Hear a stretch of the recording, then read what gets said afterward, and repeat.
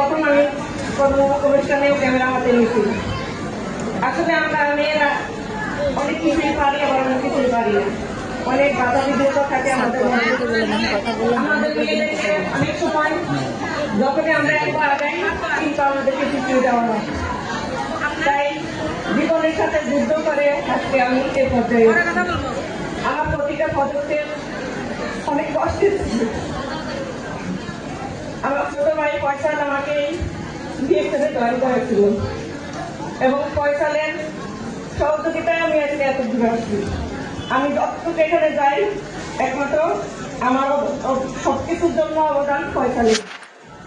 আজকে আমি অনেক এখানকার যত অবহেলিত নারীরা আছে আমি মনে করি প্রত্যেকে যদি এখানে কাজ করে এবং আমার মতো তারাও একদিন এই স্টেজে আসতে পারবে।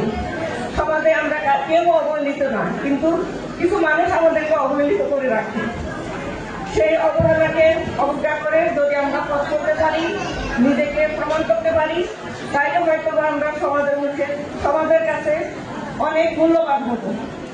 একটা নারী অনেক মূল্যবান জিনিস, কিন্তু অনেক পুরুষ তা বুঝে না, মূল্যায়ন করে না। মূল্যায়ন না করাতে আমরা অনেক সময় অন্ধকার গলিতে হারাই যাই। কিন্তু আমার মতো যারা আছে ধৈর্যশীল, ধৈর্য ধরে